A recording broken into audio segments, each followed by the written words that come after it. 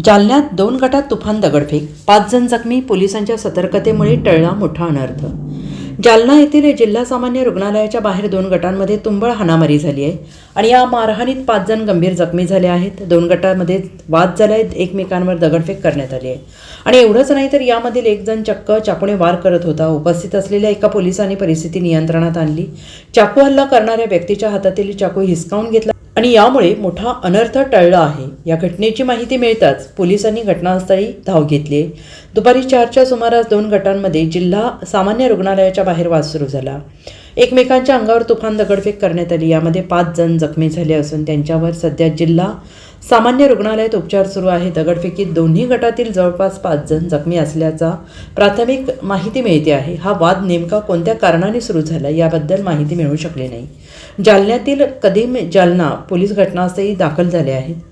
सध्या परिस्थिती नियंत्रणात आहे. जालना जिल्हा सामान्य रुग्णालयासमोर 2 गटात दगडफेक सुरू असताना सर्वसामान्य नागरिक हे सैरावैरा पळून गेले.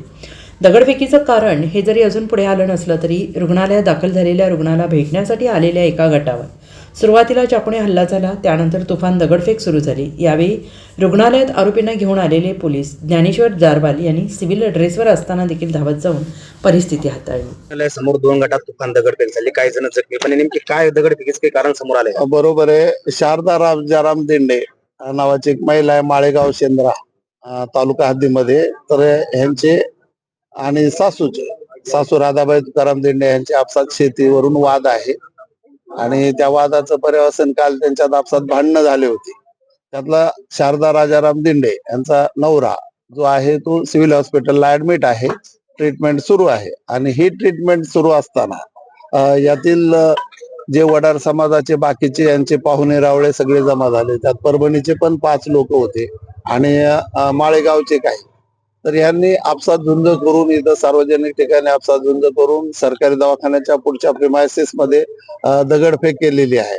त्याच्यातले जखमी जवळपास 6 जखमी सध्या सिव्हिल हॉस्पिटल येथे ट्रीटमेंट घेत आहेत आणि बाकीचे लोक सगळे पळून गेलेले आहेत. सध्या आरोपी इथे उपलब्ध नाहीत आणि हे 6 लोक आहेत, यांच्यावर पण आम्ही गुन्हे दाखल करणार आहे. काही अँब्युलन्स आणि रिक्षाचं पण नुकसान झालं.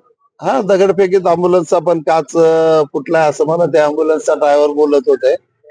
ते पण याच्यात ऍड होईल. प्रॉपर्टी डॅमेज ऍक्ट नुसार कारवाई होणार आहे. या दगडफेकीमध्ये किती जण जखमी झाले, त्यांचे नाव काय? एक 6 लोक जखमी आहेत. गणेश शिवाळे, प्रभू शिराळे, प्रकाश शिराळे, शारदा दिंडेची बाई ऑलरेडी आहे इथे, म्हणजे जिच्यामुळं कारण झालेले अरुण अशोक शिराळे. आणि माहिती घेणं चालूच आहे. Bureau report, SBN Marathi, Jalna.